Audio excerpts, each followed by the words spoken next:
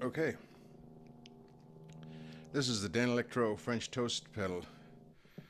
It's not part of the Fab series. It's in. It's like a vintage series or something. Actually, I have no idea what series it is, but it's not the Fab series. If you're looking for an idea of how big it is, it's actually smaller than a Fab pedal. It's a pretty small pedal. So you have your volume there on your right. You have your distortion level next. Then you have a toggle switch for octave effect. And you have tone. I've rolled the tone off to about 9 o'clock, looking at it from over here.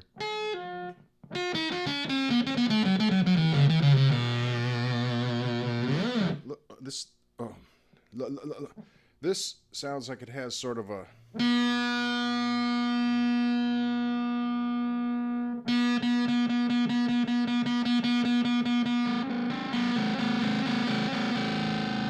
It almost gets into sort of a big crusher.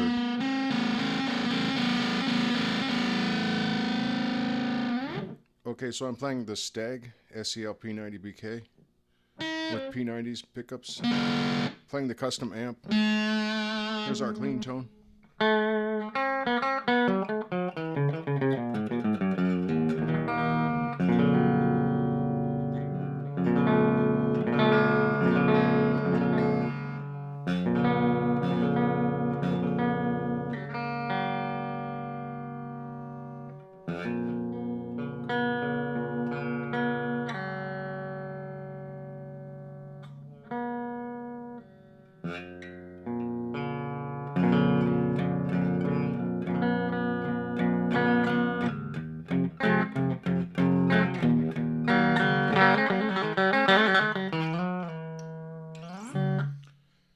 Oh, I'm going to get off on a little tangent.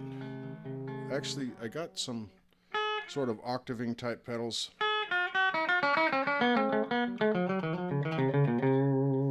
Because it was something I didn't have. And I might use one of these in a workup for the Rob Chapman contest.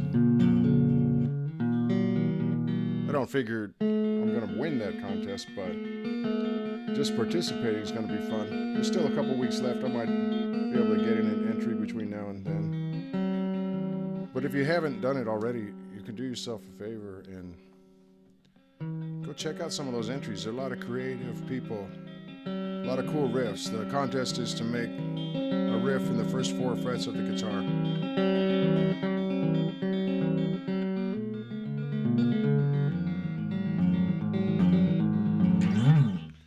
Okay, so this pedal, where to start? Maybe where to stop would be better idea.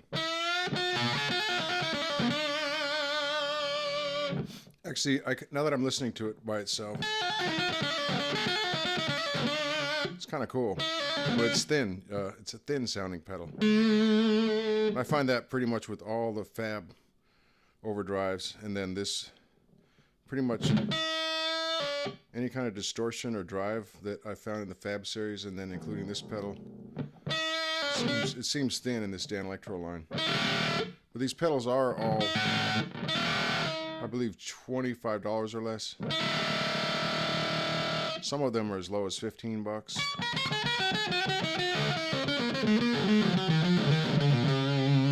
Okay, that was the effect I was trying to get earlier. Do you hear that? It's sort of there's like a little bit of a modulation as you go through a scale or whatever.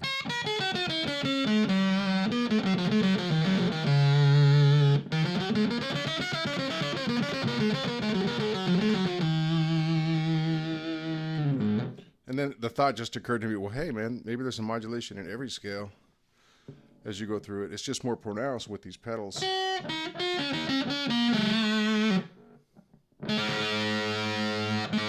This isn't a great pedal, in my impression, for doing chords. Right, there's your F sharp, quote unquote. But for single notes, it's kind of cool. Oops. Well, it can be if you can play the notes.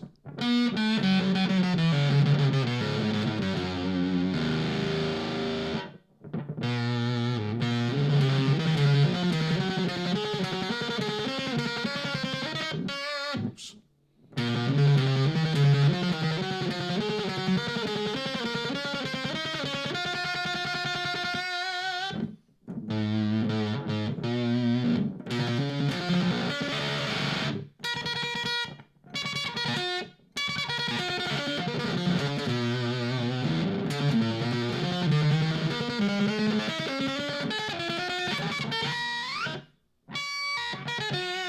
Okay, one kind of interesting thing is that I don't know if you can see it here. That toggle's faced, it's in an off, what you typically consider to be an off position. So now we switch the toggle into what you'd consider to be traditionally the on position. And it's just a plain distortion. It has more body without the octave. Sounds more like a fuzz to me than a distortion.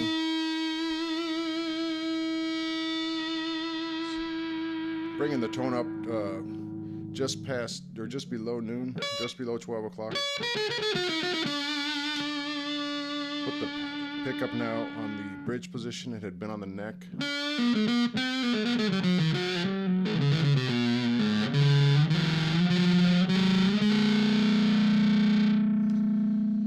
Okay.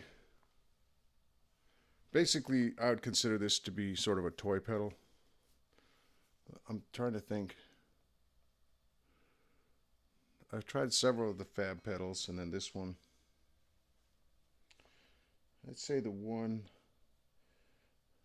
when I can get rid of its, however that happens, when I can be free of the noise issues, the fab chorus is probably my favorite. This is more of a toy. Well, all these pedals are kind of like toys. Honestly, for $25, well, these are made in China too, but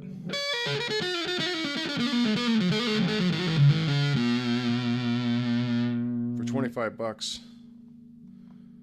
I would just start looking at Rowans and Andurs and, well, I'd say Moore, but they're a little bit more expensive. Joyo in the $30 to $40 range. There's a new one, Amun. Okay.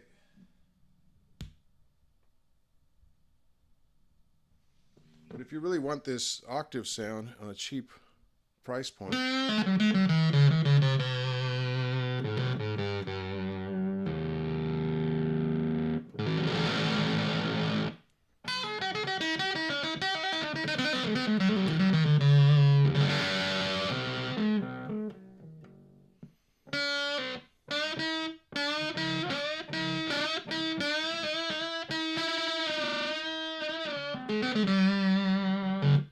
if you really want that octave sound at a low price point, maybe check this one out.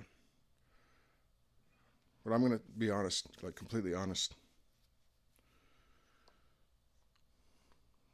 I probably wouldn't buy this pedal if I had been able to hear it beforehand. Oh, here's an aside.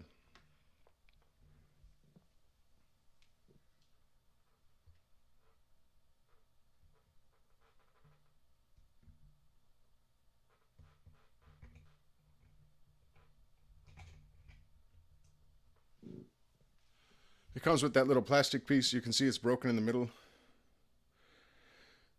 You know, I could disengage one side, then I would go to disengage the other side, and then the one side would go back into place. And I just kept doing that over and over again.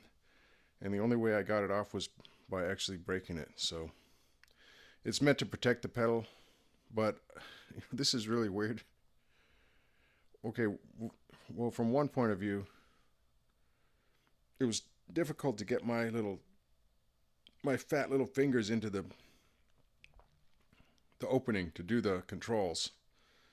It left really very little space around the control knobs and the toggle. So I immediately set about to take it off. I got it off, like you can see there, but it's broken.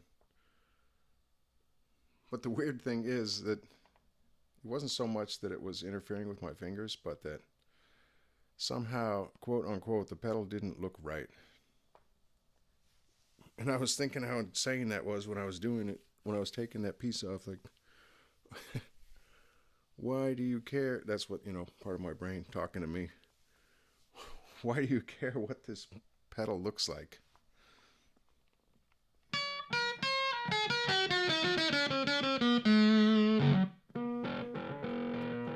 Still, there's got to be another way of doing that without cramping toward the controls so much.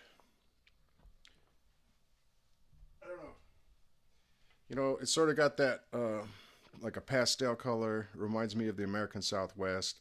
The picture of it was really cool. I wanted to have it like that, and I thought I could trust myself to not step on the knobs or the toggle. Oh, by the way, there's no on-off light for this thing. So it's not like the most exciting pedal I've ever bought. But I wanted to do a demo on it to give you a little bit of an impression. That's the Danelectro French Toast.